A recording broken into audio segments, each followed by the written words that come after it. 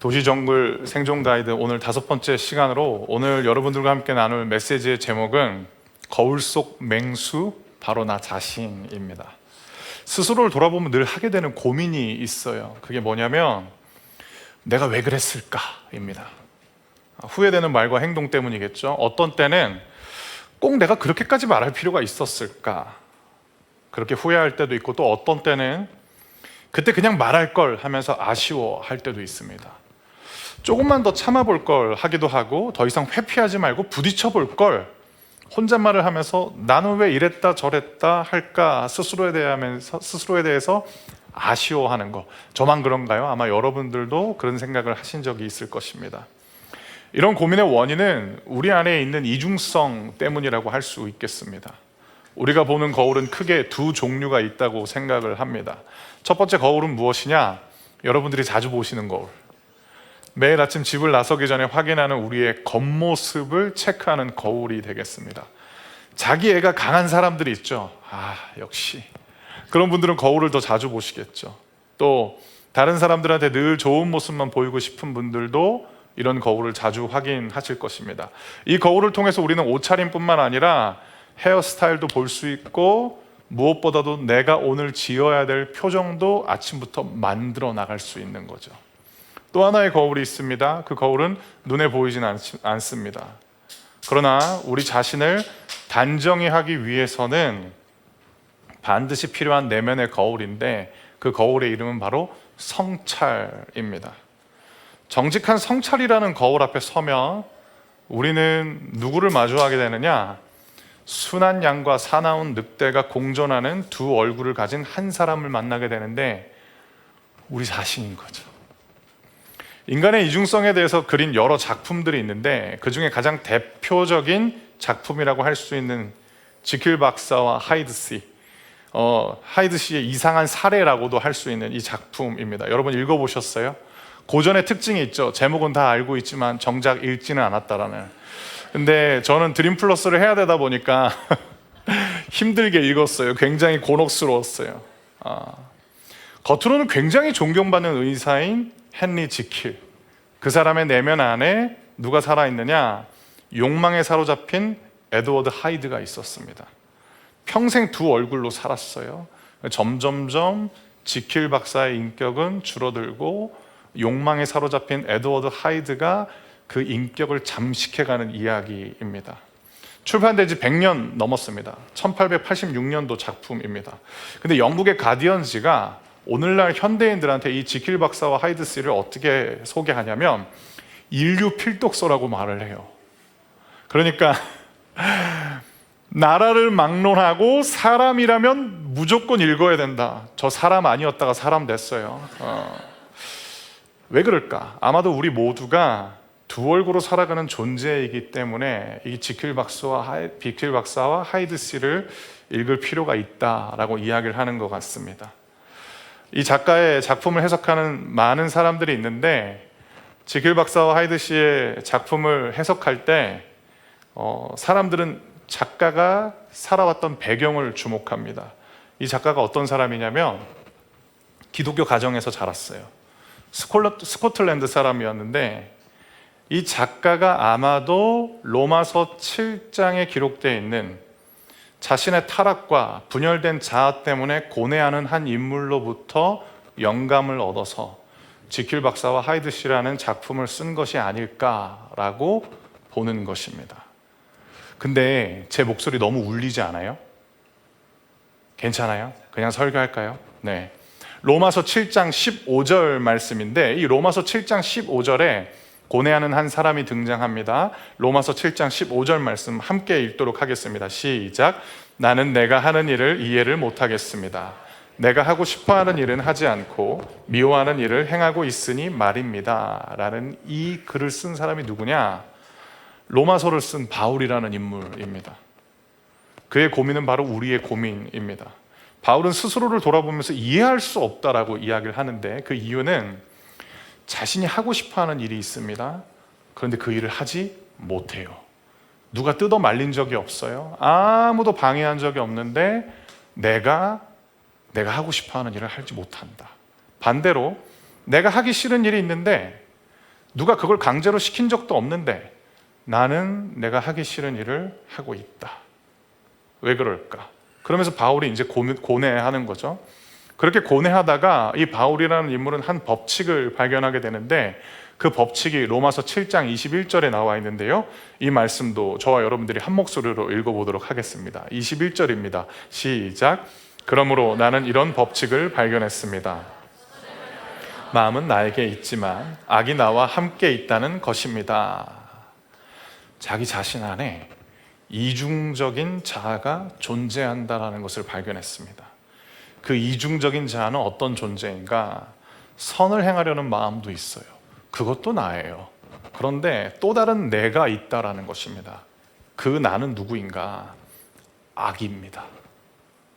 그래서 바울은 자신이 원하는 일은 하지 못하고 자신이 원치 않는 일을 하고 있다라는 이 법칙을 발견한 것입니다. 어디 바울만 그런가요? 우리도 다 다중이잖아요. 우리도 우리 안에 내가 원치 않는 내가 살아 있잖아요. 우리를 가장 힘들게 하는 사람은 사실 다른 데 있지 않아요. 바로 내 안에 있는 또 다른 나라고 할 수 있겠습니다. 2000년 전에 살았던 바울이라는 사람도, 1886년에 나온 지킬 박사와 하이드도 결국 이 문장 앞에서 다 공감할 수밖에 없는 거죠. 나를 가장 힘들게 하는 사람은 바로 내 안에 있는 또 다른 나이다 라는 것. 왜 우리가 살아가는 삶이 녹록치 않을까요? 외부적인 환경, 또 우리가 원치 않는 관계 때문에 우리가 살면서 힘들어할 때도 있겠죠. 그런데 우리를 정말로 힘들게 하는 존재가 무엇이냐? 내 안에 있는 또 다른 나이다 라는 것입니다. 여러분, 제가 여러분께 질문을 한번 드려볼게요. 마음속을 한번 생각해 보셨으면 합니다. 왜 우리는 사랑하는 사람들, 가까운 사람들에게 함부로 대할까? 친절하게 대해야 하는 사람에게는 무례하게 대하고, 나와 사실은 가깝지 않은 사람에게는 친절하고 심지어 사려 깊게 행동하기까지 합니다. 교양인도 그런 교양인이 없어요. 그냥 잠시 스쳐 지나가는 사람한테는 그렇게 나이스한데 나와 함께 오래도록 살아가는 사람한테는 함부로 말하는 것에 아무런 갈등조차 없는 게 우리 모습인 거죠. 우리는 왜 그럴까? 여러분, 가까운 사람이 성공하면 여러분 어떠세요? 여러분 진짜 박수 쳐줄 수 있으세요? 가까운 사람의 성공과 도전은 시샘하게 되는데 나와 큰 상관없는 사람의 성공 스토리를 보면서 우리는 눈물을 흘리죠. 그러면서 그 사람 진짜 대단하다라고 박수 쳐주는 우리의 모습은 너무 모순적이에요. 우리는 되고 싶은 모습이 있습니다. 그런데 나 자신에게도, 그리고 나를 사랑해주고 내 곁에 있는 사람들에게 보여주고 싶은 내가 있음에도 불구하고 내 안에 있는 또 다른 내가 원치 않는 나로 살게 만드는 거죠. 그게 우리가 처한 실상입니다. 저를 되게 좋아해주는, 저보다 약 20살 정도 많은 우리 교회 성도님이 계세요. 되게 좋아해 주세요. 나중에 그 이유를 좀 알게 됐어요. 멀리 유학 가 있는 아들이 저랑 비슷하게 생겼다라는 거예요. 너무 다행이죠. 그래서 저를 보면 너무 잘해 주시는 거예요. 더 감사한 거, 그분의 아내분도 저를 되게 좋아해 주세요. 근데 제가 눈물이 되게 많아요. 이 드림 플러스 예배 교회 처음 나오신 분들도 적지 않기 때문에 제가 여기서 막 울어버리면 다시는 교회 안 나올까 봐 절제하는데 저는 눈물도 되게 많아요. 그리고 보이기에 어떻게 보일지 모르겠지만 제가 좀 여리기도 해요. 근데 못된 면도 있어요. 저도 지킬 박사와 하이드예요. 극과예요. 그래서 이제 같이 식사를 하자고 하시는 거예요. 그 성도님이 부부 식사를 하자라는 거예요. 그래서 이제 아내랑 같이 나갔어요. 밥을 먹다가 그분의 아내 되시는 분이 제 아내한테 뭐라고 이야기하냐면, 우리 상호 목사님은 너무 착하고 여리셔서 제가 너무 걱정된다고.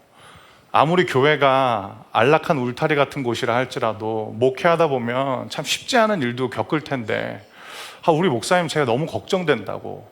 근데 아내가 고개를 숙여버린 거예요. 그 자리에서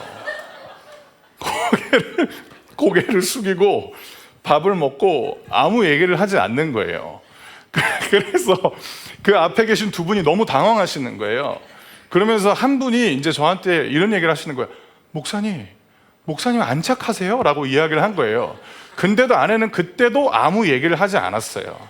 그리고 밥을 먹고 이제 식당에서 나서는데 아내가 그제서야 저한테 작은 목소리로 이야기하더라고요. 미안해. 차마 거짓말 할 수 없었어. 그게 저인 거죠. 되고 싶은 나가 있는데 되기 싫은 나로 아내한테 매번 그 모습을 보여주다 보니까 상호 목사님 착한가 봐, 열인가 봐 라는 말에 아내가 아무 말을 못하는 거죠. 누구를 원망하리요? 제가 만든 모습인 거죠. 여러분, 우리가 무엇이 우리를 유익하게 하는지 사실 너무 잘 알고 있어요. 몇 해 전부터 유행처럼 번진 갓생살기 프로젝트 여러분 들어보셨죠? 그거 하고 계신 분들도 꽤 계실 거예요. 아직까지 하루를 알차게 보내기 위해서 일찍 자고 일찍 일어나고 규모 있게 시간을 보내는 삶을 말합니다. 오운완 들어보셨죠? 오늘 운동 완료 또는 오늘 운동 완성 끝 이런 것들, 오운완을 외치면서 나를 건강하게 만들기 위한 삶의 모습들. 그거 관심 없는 사람이 어디 있어요? 하지만 갓생 오운완이 말처럼 쉽지 않습니다. 시작은 나를 위한 선택이었을지 모르겠지만 하루의 마침은 또다시 나에게 해로운 것을 선택할 때가 많다라는 것이 갓생살기 프로젝트를 포기하는 사람들의 고백이었어요. 누가 못하도록 방해한 적은 없습니다. 스스로가 스스로를 위한 삶을 멈췄기 때문인 거죠. 우리는 왜 그럴까? 단순히 의지가 약해서 그런 것일까? 아니면 변덕이 죽을 듯 끓어서 우리가 원하는 삶을 살아가지 못하는 것일까? 자기 통제와 절제에 대한 훈련이 아직 부족하기 때문에 우리는 우리가 원하는 삶을 영위하지 못하는 것일까? 근데 성경은 이 질문에 대해서 다르게 답변합니다.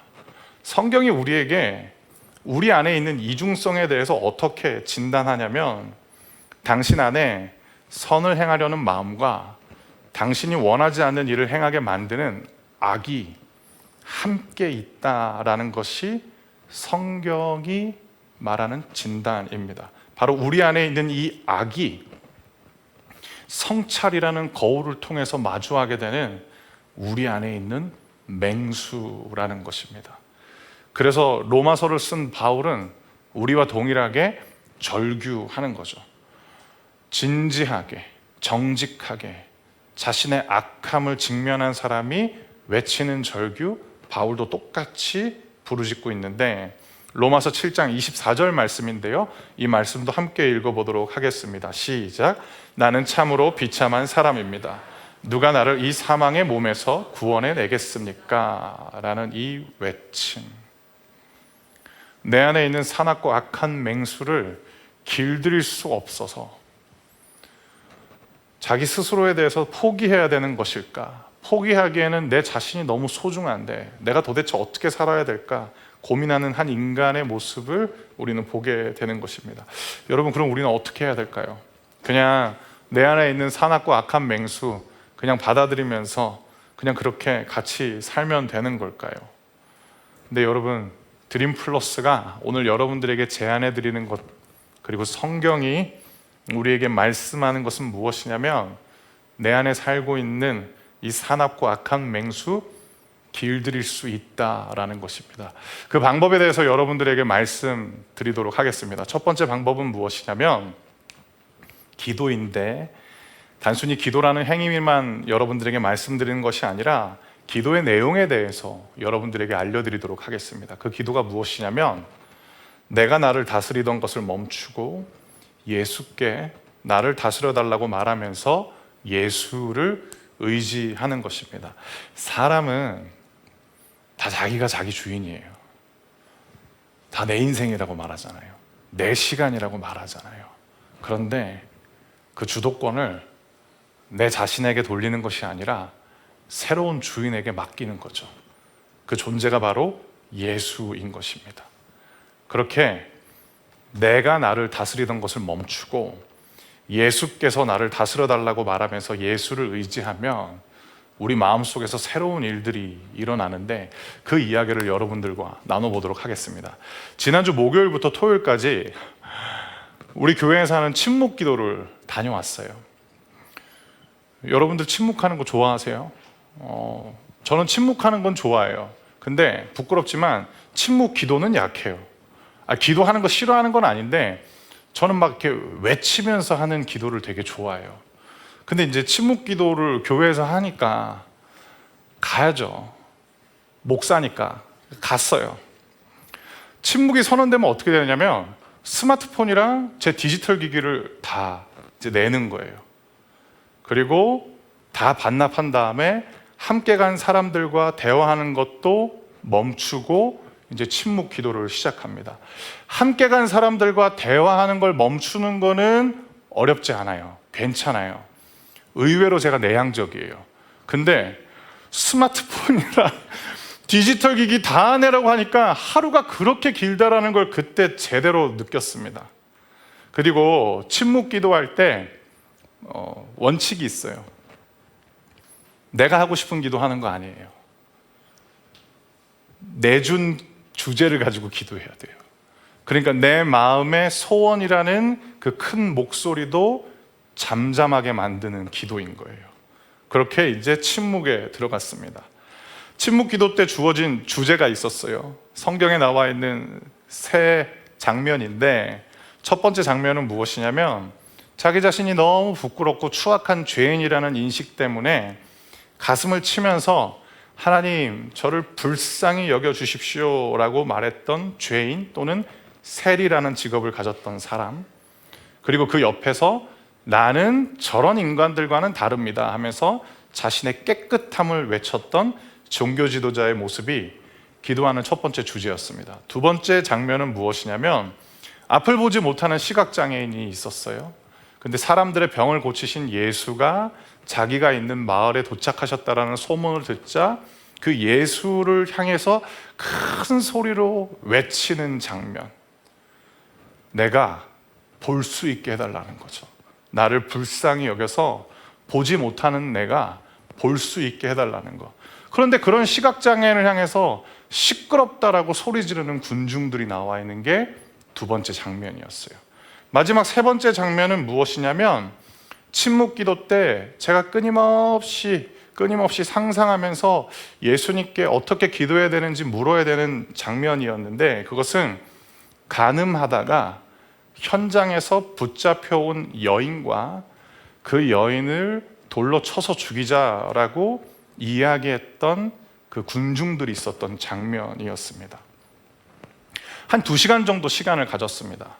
제가 보기보다 에너지가 굉장히 많은 사람이거든요. 이 침묵 기도를 제대로 하기 위해서 지난주에 되게 더웠던 거 아시죠? 29도까지 올라갔어요. 나는 산만한 애니까 내 안에 에너지를 그냥 작사를 내버려야겠다 해가지고 거기가 오르막에 있거든요, 기도원이. 그래서 오르막 달리기 5세트 끝내고 샤워한 다음에 진을 싹 빼버리고 2시간 동안 이제 이 장면 가지고 침묵 기도 들어갔어요. 조용하면 잘 들립니다. 하나님 음성도 똑같아요. 조용하면 잘 들려요.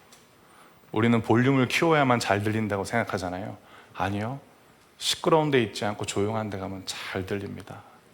사람들의 발걸음만 잘 들리는 것이 아니라 그동안 내 안에서 끊임없이 말씀하셨던 하나님의 세미한 목소리도 잘 들리기 시작하더라고요. 그때 그 성경에 나와 있는 세 장면 가운데 제가 어디 서 있는지 보게 됐어요. 어떤 때는 내 추악한 죄악 때문에 하나님 앞에 가슴을 치는 세리와 같은 제가 있어요. 세리가 어떤 사람이냐면 로마 정부한테 세금을 납부하던 사람인데 이스라엘 사람들한테 세금을 걷는데 거기서 그치지 않고 자기 목까지 많이 걷는 거예요. 그래서 이스라엘 민족들한테 민족의 반역자이고 우리들의 피를 빨아먹는 사람과 같은 취급을 당하던 사람이었어요. 근데 이 세리는 삶을 영위하기 위해서 그 직업을 포기를 못하는 거예요. 어쩔 수 없다라는 그 명목하에 계속해서 죄를 짓자 하나님한테 고개도 들지 못하고 나를 불쌍히 여겨달라고 가슴 치는 사람, 거기에 제가 서 있더라고요. 근데 정반대에도 제가 서 있는 걸 봤어요. 아니, 목사님 이상한 인간 아니에요? 목사님 달리기를 너무 많이 해서 그런 거 아니에요? 침묵기도 해보시면 새로운 일들 경험할 수 있을 거예요. 그 반대에 내가 얼마나 열심히 목회하고 내가 얼마나 죽으림을 다해서 교회 일이라면, 하나님의 일이라면 물불을 가리지 않는지 자랑하던 제가 있더라고요. 또 하나,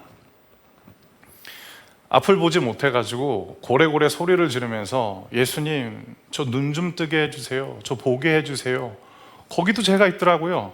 여러분도 간절한 기도의 제목 있으시죠?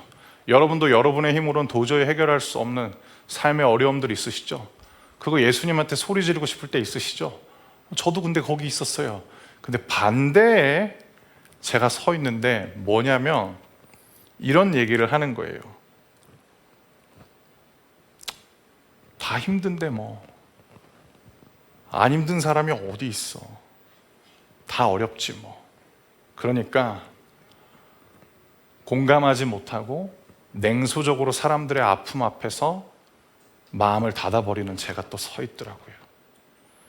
마지막으로 현장에서 가늠하다 붙잡힌 여인처럼 내 죄가 탄로났을 때 아무런 말도 못하고 그냥 고개만 숙이는 그 자리에도 제가 있었지만, 내가 지은 죄는 탄로나지 않았고 남이 지은 죄가 드러났을 때 분노하면서 그 순간만이라도 내가 얼마나 정의로운 사람인지 부득부득 일을 가는 제가 돌멩이를 들고 서 있는 것 같은 경험을 했습니다. 그러니까 세 장면 모두 양쪽에 서 있는 저를 만나게 됐습니다. 그러던 중에 제가 예수님께 다시 기도드렸어요. 예수님, 제가 저를 다스리면, 또 제가 원하는 대로 살면 이렇게 저는 늘 갈팡질팡합니다. 제가 어떻게 살아야겠습니까?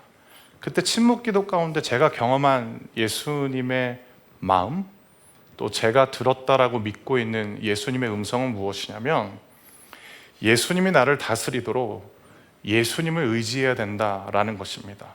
근데 이 결론은 저 혼자만의 생각이 아니라 우리가 지금까지 같이 읽었던 로마서의 결론과도 동일한데, 로마서 7장 25절 말씀인데 이 말씀도 한번 같이 읽어보실까요? 로마서 7장 25절 말씀입니다. 시작. 우리 주 예수 그리스도로 인하여 하나님께 감사합니다. 그러므로 나는 마음으로는 하나님의 법에 복종하는 반면 죄악된 본성으로는 죄의 법에 복종하고 있습니다. 라는 이 말씀, 나의 이중성은 바뀌지 않았어요. 나의 이중성이라는 한계는 나를 여전히 짓누르고 있는데 갑자기 감사하게 된 이유, 예수를 의지할 수 있기 때문에 감사하게 되는 것이고, 여기서 그치지 않습니다. 로마서 8장 1절부터 2절은 제가 여러분들에게 읽어드릴게요. 그러므로 이제 그리스도 예수 안에 있는 사람은 정죄를 받지 않습니다. 그것은 그리스도 예수 안에서 생명을 주시는 성령의 법이 죄와 사망의 법에서 여러분을 해방시켰기 때문입니다. 라는 이 말씀, 여러분, 예수가 우리를 다스리게 되면 후회와 고통이라는 미로에서 탈출하게 되고 기쁨과 자유라는 길을 발견하게 됩니다. 그 길이 바로 예수가 나를 다스리는 것입니다. 다시 미로로 들어갈 수 있죠. 근데 다시 기쁨과 자유의 길로 들어오는 건 어렵지 않아요. 이 기도면 다시 들어올 수 있기 때문입니다. 예수님, 제가 제 자신을 다스리지 못하게 하시고 예수님께서 저를 다스려 주십시오.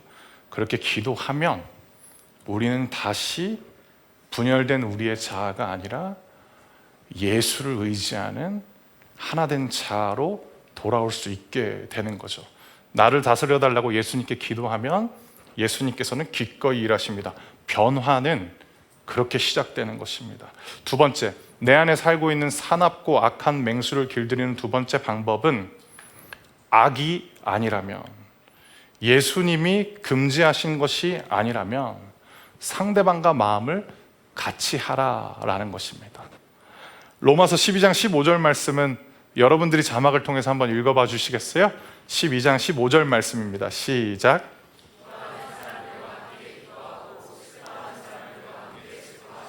자막을 한번 고정해 주시겠어요? 여러분 이거 잘하고 계세요? 둘 다 쉬우세요? 기뻐하는 사람들과 함께 기뻐하는 거 쉽지 않죠? 우리나라에 엄청난 속담이 있잖아요. 사촌이 땅을 사면 배가 아프다. 우리는 기뻐하는 사람과 기뻐하는 게 너무 어려워요. 왜냐? 우리 안에 두 마음이 살아 숨쉬기 때문입니다. 진짜 좋은 사람이라는 어떤 사람일까요? 나도 상대방도 좋아야 좋은 사람인 거죠. 나는 안 좋은데 상대방만 좋으면 좋은 사람이 아닌 거죠. 남 눈치 보는 사람인 거죠. 그러면 어떻게 우리가 그렇게 좋은 사람이 될 수 있을까? 나도 상대방도 속이지 않고 같은 마음으로 그 사람과 함께 있을 때 우리는 진짜 좋은 사람이 될 수 있습니다. 성경은 그 방법을 우리에게 이렇게 가르쳐 줍니다.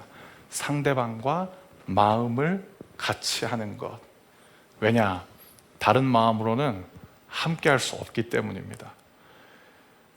기뻐하는 사람들과 함께 기뻐하고 슬퍼하는 사람들과 함께 슬퍼하는 것. 그런데 결코 타협해서는 안 되는 게 있습니다. 우리를 괴롭게 하는 악이라면 함께 할 수는 없는 거죠. 그러나 악이 아니라면, 예수님이 금지하신 것이 아니라면 기뻐하는 사람들과 함께 기뻐하고 슬퍼하는 사람들과 함께 슬퍼하면서 우리는 어떤 우리 자신과 결별하게 되느냐 한번 들여보세요. 앞에서는 웃지만 뒤에서는 시기하는 쪼잔한 나와 결별하게 되는 것이고, 앞에서는 울지만 뒤에서는 안도하거나 미소 짓는 악한 나와 결별하게 되는 거죠. 여러분 그거 아시죠? 아무리 숨기려 해도 다른 마음으로 대하면 상대방도 나 자신도 모를 리 없습니다. 얘를 내가 친구라고 생각해야 되는지는 모르겠는데 어떤 애가 있어요. 근데 제가 뭘 망치면 되게 좋아해요. 여러분들도 죽술 때 있죠? 저도 죽술 때가 있어요. 제가 뭔 말하고 내려왔는지 모를 때가 있어요. 그러면 너무 힘들어요. 그럴 때가 있는데, 그러면 이제 쓱 와요. 그러면서 되게 막 안타까워하는 이렇게 말을 해주는 거예요. 너 되게 열심히 준비했는데 너무 안타깝다고. 근데 다 졸지는 않았을 거야. 막 이런 얘기를 해주는 있는데, 그럼 제가 그 얘기를 해요. 차라리 좋아해. 다 티나. 근데 그 친구가 저한테 이 얘기를 하더라고요. 너도 그럴 때 많아. 이러는 거예요. 그게 우리인 거죠. 근데 제가 가끔씩 진짜 이 사람하고는 오래오래 가고 싶다라고 마음이 드는 사람이 생기면 제가 꼭 건네드리는 말이 있어요. 살면서 목사가 필요한 순간이 있을 텐데 그때 고민하지 말고 언제든지 저를 찾아달라고 말해요.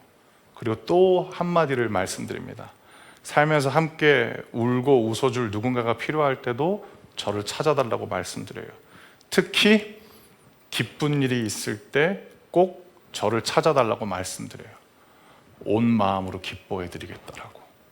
그렇게 슬퍼할 때는 함께 슬퍼하고 기뻐할 때 함께 슬퍼하면 우리 안에 있는 이중성은 점점점 힘을 잃게 되는 거죠. 어떻게 연습하느냐? 내 앞에 있는 상대방과 마음을 같이 하면서 이중적인 우리들과 결별하게 되는 것입니다. 마지막 세 번째, 내 안에 있는 산악과 악한 맹수를 길들이는 마지막 세 번째 방법은 무엇이냐면, 악에게 항복하지 말고 선으로 악을 이겨라 라는 것입니다. 여러분, 항복하면 절대 이길 수 없습니다. 특히 악은 피하거나 항복해서는 안 됩니다. 악은 만족을 모르는 점령군처럼 여러분을 어떻게 만들 것이냐, 여러분이 원하지 않는 사람이 될 때까지 완전히 바꿔버릴 것입니다. 그게 악의 모습입니다. 그러므로 악을 항복의 대상이 아니라 싸워 이겨야 될 대상으로 다시 보시길 바랍니다. 쉽게 이길 수는 없겠죠. 그리고 늘 이길 수 있는 것도 아닐 겁니다. 하지만 악에게 이겨서 싸울 수 있는 방법이 있습니다. 그게 무엇이냐? 선이라는 무기를 가지고 싸우면 악에게 이길 수 있습니다.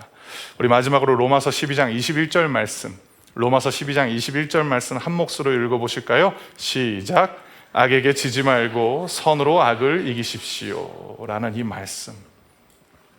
선으로 악을 이기는 방법은 다양합니다. 그런데 그 다양한 방법들 속에 한 가지 공통점이 있습니다. 예수와 함께하고 예수의 도우심을 구하는 것입니다. 왜냐? 예수님이야말로 악에게 지지 않을 참된 선이기 때문입니다. 여러분, 이번 한 주간 이제 목요일, 금요일 남았네요.